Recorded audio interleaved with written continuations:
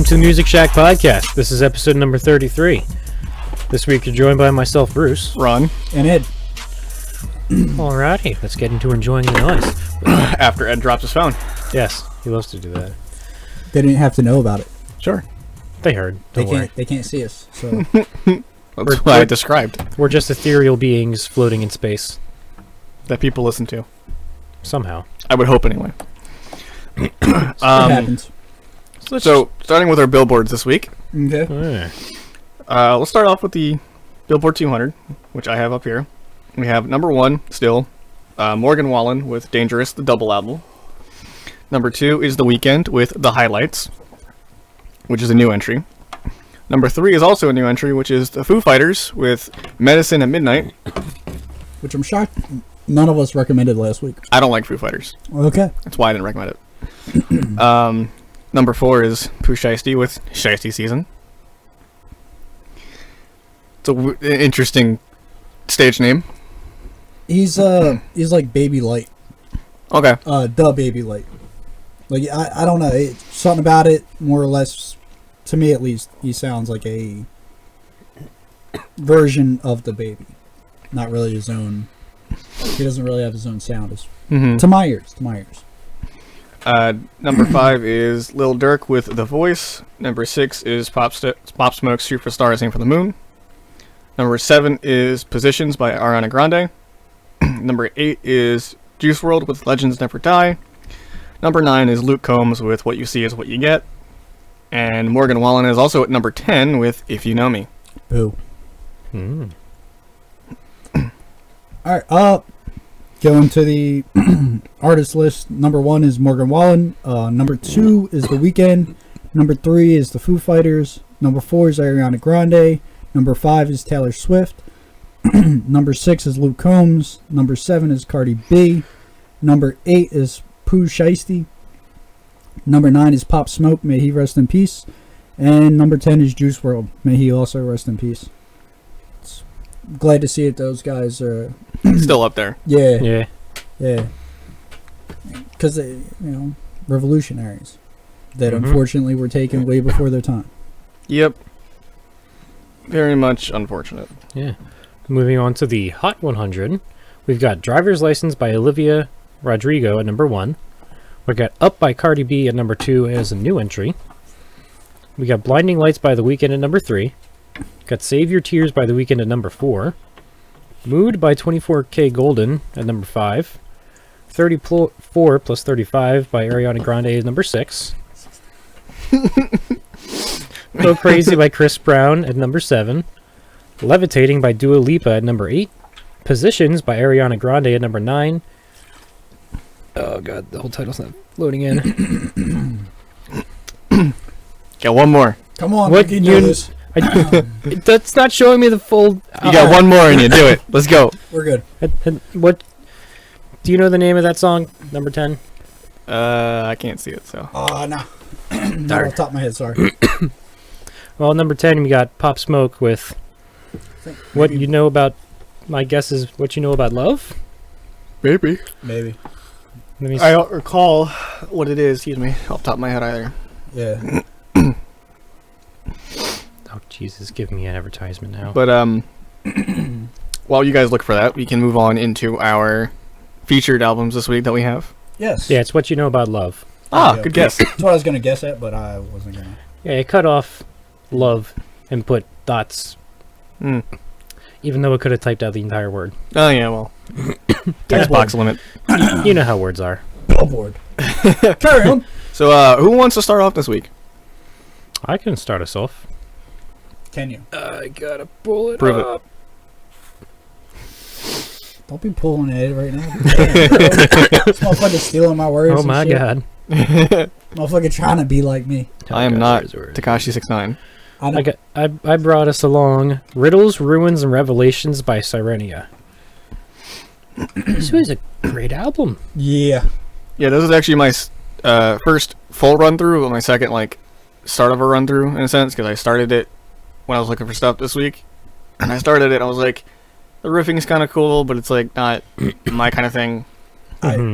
Personally, I enjoyed the woman's vocals. and how like I think it would be what considered a bridge, where they'd like get like real heavy. Mm-hmm. Yeah. Like it threw me off guard the first song. It was weird because like it was very much like a symphonic type of feel. Yeah. But it wasn't necessarily a lot of metal types of riff structure. Mm-hmm. Yeah, it was was like very- a lighter metal. It was more of a traditional like hard rock structure almost. Yeah. So it was very Yeah. jarring, I guess. And then all of a sudden you're hit with like this deep. Low tuning. Yeah. It was kind of like chuggier, and it was like, okay. But the entire album felt very cohesive. Yeah. A lot of the to me, a lot of the guitar riffs sounded very similar to each other on a couple of them. Mm-hmm. So, I don't know, to me, it wasn't all that impressive, but it was still all right. Because, I mean, not everything can be impressive all the time. No, and that's I understand that, but like to me, I don't feel like anything really stood out. I think it was just kind of like a well put together set list in terms of for what they go for. Mm-hmm. But yeah, to me, it wasn't too Definitely on the spectacular. list for listening in the future. Maybe. I know, I'll listen to it again. I've already listened to it 4 times. in the span of a week. Mm-hmm. It happens. And this is true. Plan on talking about it for the show. So What did you have, Ed? what did I What did you- have? what did you bring us?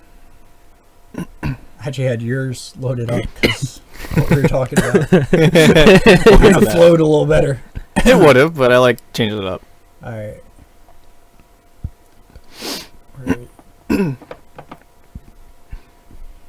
Unprepared. Like I said, I had yours loaded up before. Yeah, it's Tyron by Slow Tie. Mm-hmm. I personally enjoyed the album. It had features by Skepta and ASAP Rocky. You know, Skepta is like a big name rapper from the UK. ASAP Rocky, obviously. Mm-hmm. I really enjoyed Vex off this album. Vex was good. Yeah. What I thought was interesting about ASAP Rocky's verse is he said, "I'm from New York like Pop Smoke." Of all the rappers he could have, Right. like, if that doesn't give you, like, you never heard Pop Smoke's work, hearing him say, "I'm from New York like Pop Smoke," you'd be like, who is this guy? Who is Pop Smoke? Like, but it just Yeah. a great taken too soon. Like, the man's gonna go down as another pun. Mhm. Like, I mean, I'm not going to say he had the rapping ability of pun, but his stage presence and the way Stage that presence and lyricism he was there. performed, yeah. But yeah, Overall, it wasn't that bad. I actually enjoyed it somewhat. Overall, I mean, it's rap. yeah. So I wouldn't expect you to be like, "Oh, this is great." What is it? 45 Smoke. I thought the end of that was a little odd, Yes, but definitely. And I just like the flows that a lot of the UK rappers seem to have. it's a little higher pace. Yeah. Well, they're also over higher pace beats, so it causes you to have to, if you're going to flow on time, you have to. You got to flow- keep up with it. Yeah. You either have to flow on time or half pace it, and half pace is strange. It's harder to do as well, E- in a sense, because you're not on the same signature. yeah. But yeah, if we that's all we have to talk about that one. We can head on to what I had. And Mm-hmm. I brought you guys an album by a band called Love and Death. Mm-hmm. The album titled Perfectly Preserved, which is actually a side project that the guitarist from Korn has put together. Yes, I actually did read up about that earlier. Oh. Yeah, so Korn's guitarist actually put this together years ago, and they had one, I think it was an EP that they came out with, and then he had this album for this year put together, and they had some of it written like years ago, but they kind of just rewritten, and then it also features the guitarist for Breaking Benjamin, Keith Yeah. Wallen, Okay. and on And the name of the guitarist from Korn is Brian Welch. Yes. And then they also cover a song on here called "Let Me Love You," which also features the former vocalist for Flyleaf. So there's a lot of names, like there's a lot of big names on this album and just in the group. And I love it. It was very much like metalcore, like standard metalcore, but it also had like that new metal twist to it because it's Korn. But yeah, I love this. And Ryan Hayes, which is the vocalist for Righteous Vendetta, features on White Flag, which is the final track on the setlist. So, yeah. Like I said, this was amazing. Very good, all through and through.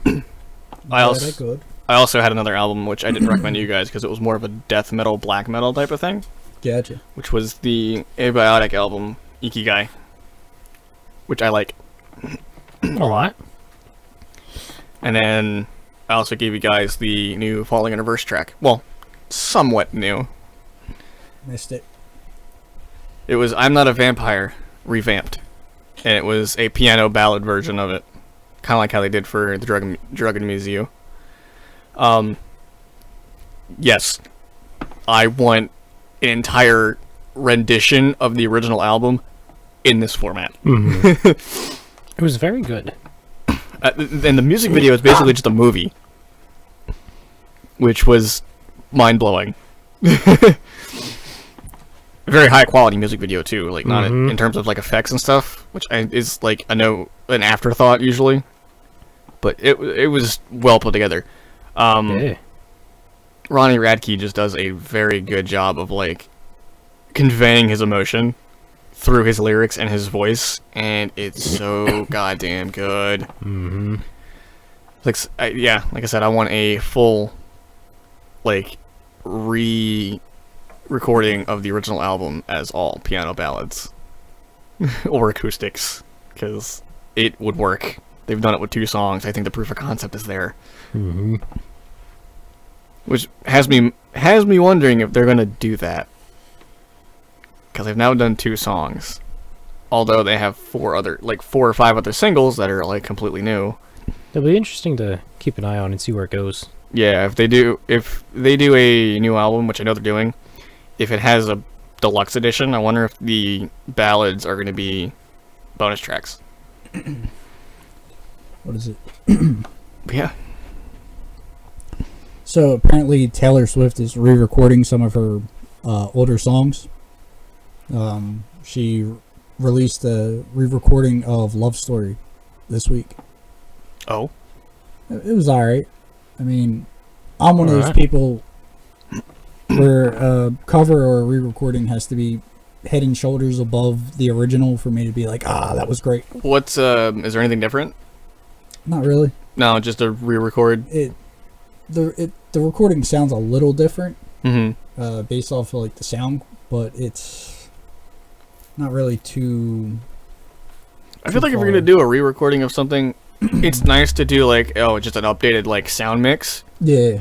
But I would also like, yeah, and I would also like to hear a completely different version of it that has, maybe a verse or some instrumentals changed up or something like that, or something extra thrown in on top of the original stuff.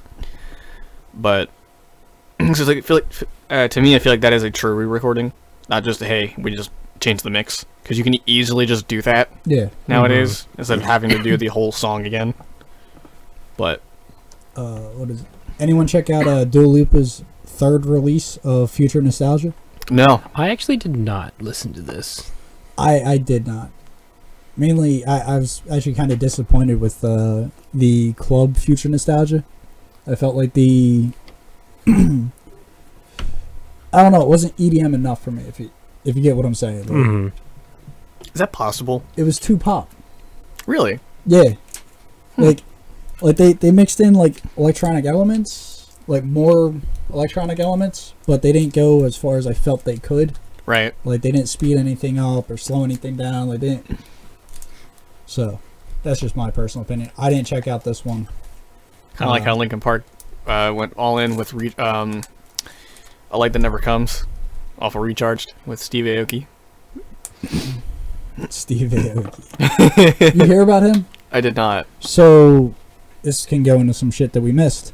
Steve Aoki, during the week prior to the Super Bowl, he put on a live performance in Tampa Bay, where there are thousands of people maskless. And he was standing there on stage doing what he does, pouring champagne in the mouths of people, like, you know, normal Steve Aoki shit in the middle of a pandemic. Yep.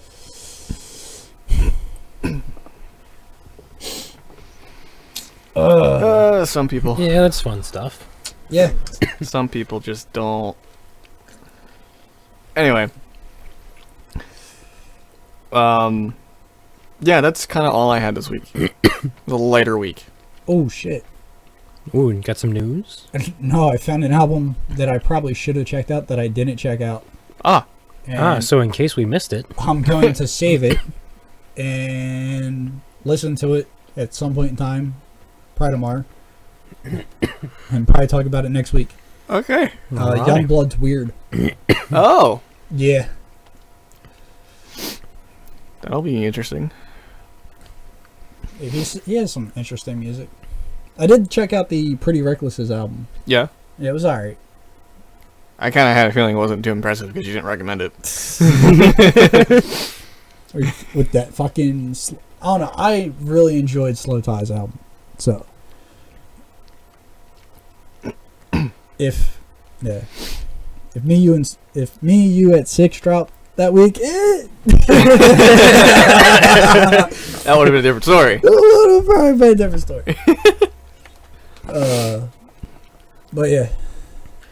Guess we can talk about a little bit of news that we do have. Sure. Like what you sent us? Yeah. That a man built a guitar out of his uncle's skeleton. To play black metal. Mm-hmm. And it's all a tribute to his uncle who got him into playing metal in the first place. Yep. And it's just, I don't think there's any more of an honor you can give someone like that. No, and it very much plays into the meme, like, that's metal as fuck. Mm-hmm. Because Jared that literally... did a review of this. Did he really? Yes. He's like, this is the most metal thing I've ever seen. Yeah, like, honestly, look, unironically and not in a joking way, that is exactly what that is. Mm-hmm. Like, I told it to people I work with, and I was like, so a man built a guitar out of his uncle's skeleton, and I was just like, if that's not metal, I don't know what the fuck is. Yeah, seriously. Well, his uncle donated his body to science. Yeah. And back in, like, in the 70s, was it? In Greece? I don't know the I story. don't know, it was in the 90s. He died, and he donated his body to Greece, schools for medicine. And then they were done with it, and it went to a graveyard where they had to pay rent on it. So then he was like, well, I got the paperwork, I just had it sent over, and then pull in a couple of strings, and now his skeleton is a guitar. Yeah. Yeah, Skellycaster. One of one. I feel like that's gonna, like, bring on some unintended trauma in some regards, though. I imagine him and his family are probably not on the best of speaking terms. Oh, probably not. Like that can. I feel like that can mess with your psyche a little bit. Is you're playing music with the remains of your dead relative. But I mean, for him being the person that got him into metal, like he said, True. It's probably the best thing that he wanted him to do. He also said that the smell of drilling into bone is not as good as the smell of soldering, and soldering is a terrible smell. Yeah. I can imagine. So,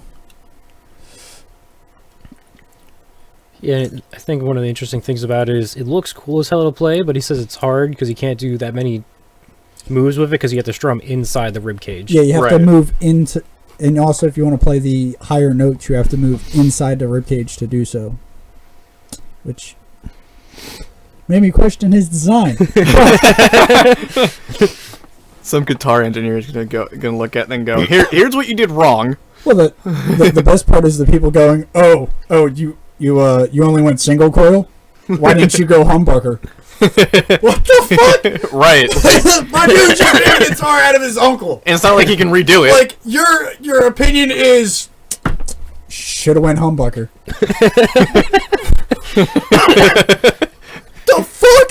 And it's not like he can redo it. It's like It's a one-time thing. It's like I want to see you get one of your relatives' bones and make a guitar out of it. Should put a whammy bar on that shit.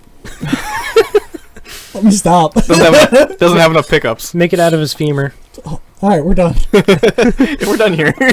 Before this goes any further. Shit. Uh, Where was Ed? I don't know. Where was it? where was it at? Luke Combs says that there's no excuse for his past photos with the Confederate flag. So I guess now he regrets posing with the Confederate flag. Oh boy, country's getting shit kicked in. I don't know. Morgan Wallen somehow said the N-word and still Got pardoned. Can we not? Like how? Yeah, I don't know Like how. how? Just how? I thought it was like known not to say that shit. Apparently not. Oh, apparently let me get this woman's name up. About to get very political. Oh no. Oh, speaking of political, what was it Iced Earth or whatever was the one vocalist for a metal band that went to the Capitol, got arrested and he got charged, and after his sentencing, all of the members quit the band. Wow. Ah, He went on trial and they were like, "Yeah, we're not going to be a part of this anymore." that's one way to do it. Probably the best they could have done. Yeah. Because now they can definitely say that they've cut ties with him. And there's another band. I can't remember the name of the band or remember the name of the member, but he's getting convicted in Poland. Gotcha. All right, so apparently, House Representative Stacey Plaskett quoted the Wu-Tang and Run the Jewels in her in the Senate hearing for whether or not to remove Donald Trump. Oh. Yeah. Huh. Yeah, she apparently said, I don't know, the quote doesn't really make sense because legit, I'm pretty sure anyone could have said this shit. The truth is usually seen and rarely heard. That was said by Giza, according to her tweet. Oh. Okay. And truth is truth, whether denied or not, was quoted from Run the Jewels, and LP celebrated the shout out. Yeah, I feel like that's like those are general statements anybody could have made. Yeah, exactly. But she put in a tweet. I quoted. So, Something tells me that it's not exactly true, but okay. it's according to Billboard. Well, the truth is... Well, we know how Billboard is with... Well, Ron, you know the truth is the truth, whether or not you believe it or not. Exactly. And truth is rarely said. Or, fuck! Maybe she did quote them, because this is hard to say. God. Oh, man. Anyway. That has been the universe reset. That has been Ed's reset. No, Ed's reset is a lot more interesting, believe it. Oh, God. Okay. Normally, I wake up singing. Anyway.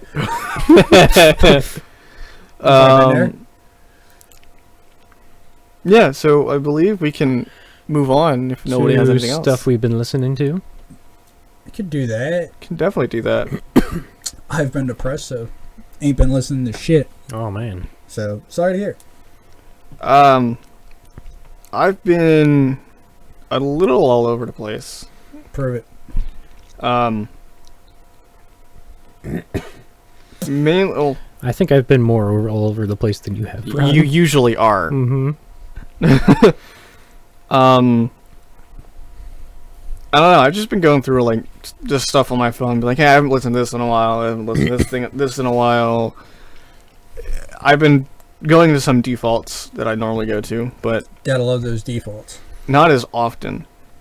I mean, Fuck those defaults. I can say for sure today I've been listening to metalcore, early 2000s punk rock, Japanese Eurobeats. I was gonna say it's almost my playlist. I've been listening to some Johnny Cash. Okay. There's plenty of EDM. Lots of EDM. I'm glad to. I'm really glad to see that over the 9 years that I've known you, your music taste has broadened a little bit. And then there was Five Finger Death Punch a lot today. And then, the fun bullshit of power metal and sea shanties. Power metal. Oh, it's the best. But this man used to only listen to EDM. I listened to slightly more than just EDM. It was also, that's the genre of EDM, never mind. My point exactly. But yeah. I've been listening to Righteous Vendetta just because Not Dead Yet is just a masterpiece of an album. Can't get enough of it. A little bit of Shadow of Intent. I've been listening to Shine Down. Mainly, so lately it's been mainly the Threat to Survival album, which is 2015. I kind of went through most of what I have saved. Mm-hmm. Just because I had a couple days where I was feeling that. Just outside of the norm. Not a whole lot. Not a whole lot different. But it's kind of where I've been. I have been going back to Sucker Punch. Yeah. From time to time. It's a good album. I don't know what you're talking about. So currently number 1 on my chart. The Ed chart. The only chart that matters. Exactly. The Ed Fuck chart. you, Billboard. I'm taking over. I'm setting up my own website. Maybe we shouldn't talk about Billboard anymore then. We'll have our own list from now on. Yo. That's a day job in itself. Based off of BIST. We're not going by streaming numbers or anything else. Just which one we think is BIST. Yes. But I've got something We interesting to think say. nobody else. Right. So today at work, I was talking with my coworker, and we were talking about weird music tastes, and I was like, "Oh, have you ever heard of Sperm Swamp?" Oh no. What was his reaction? He was like, "What the hell is Sperm Swamp?" And of course, I was just like, "Oh, it's just weird." And he was like, "Oh, is it just some kind of noise?" And I was like, "You could barely call it that." Just instruments. I mean, all music is noise. Yes. Yeah. So. But is it cohesive noise? No.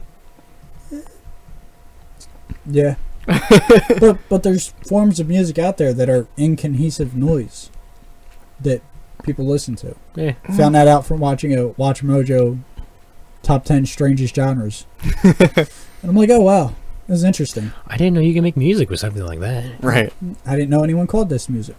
Oh, it's like it's funny because Reflections came out with a new song recently called Cicada, which I listened to, and it's just chaotic metal. Like, it's cohesive, but at the same time it's not, because it's just like all over the place and there's so many different guitar noises. It's like sometimes I listen to weird music and it's just like, this goes up against everything I've learned about music theory. Right. But it still works in some cases. Yeah. Well, math rock. Yeah. Math rock exists. That's a weird example.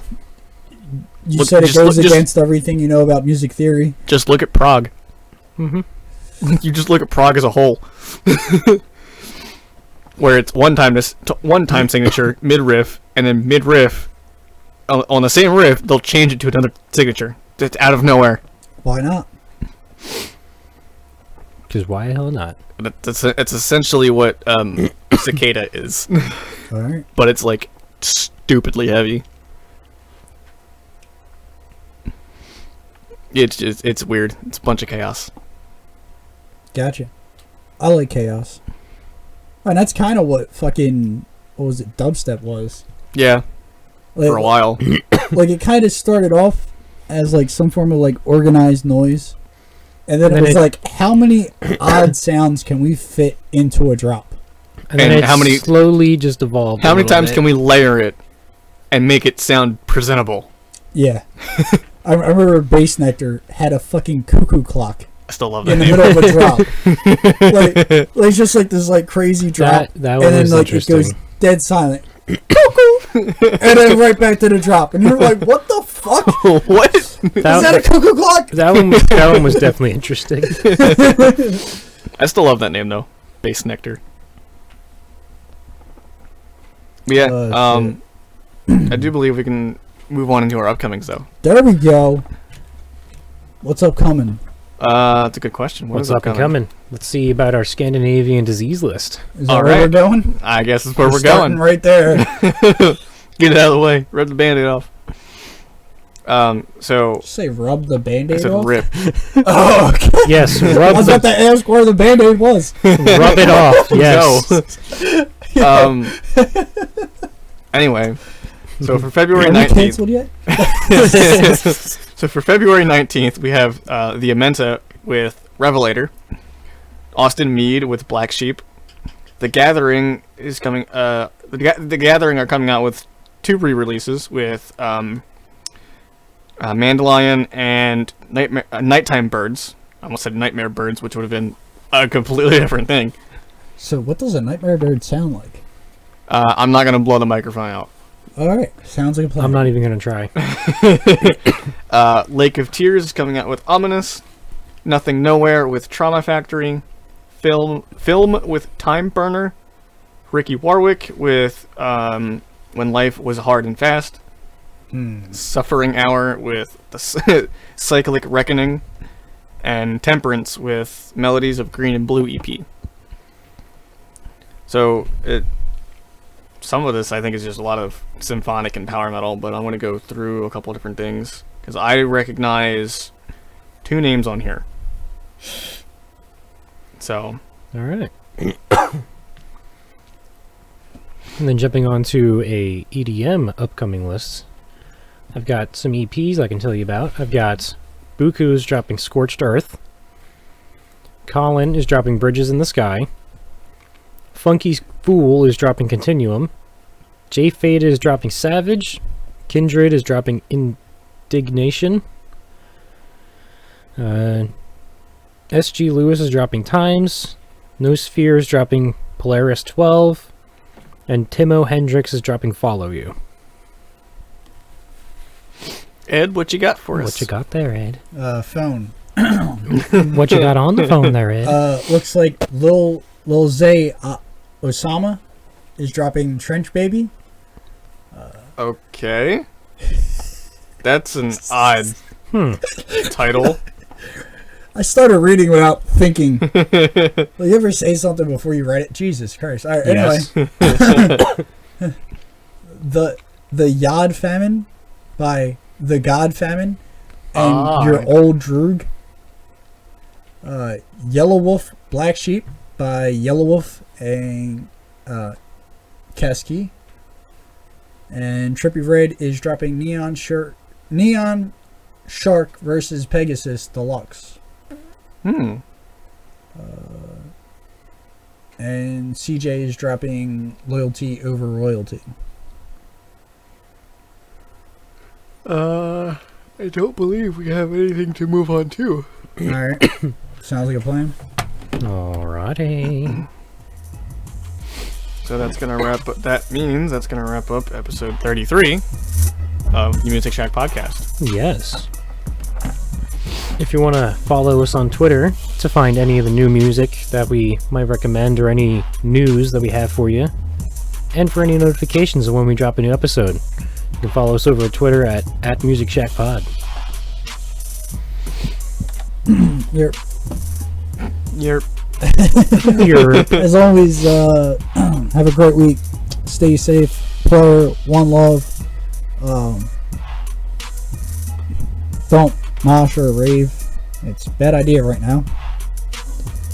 Due to current health crisis and shit.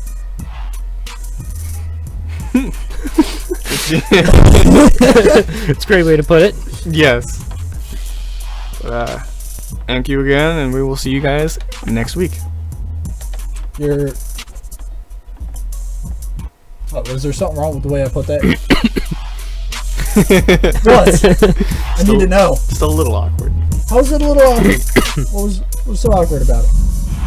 I don't fucking know.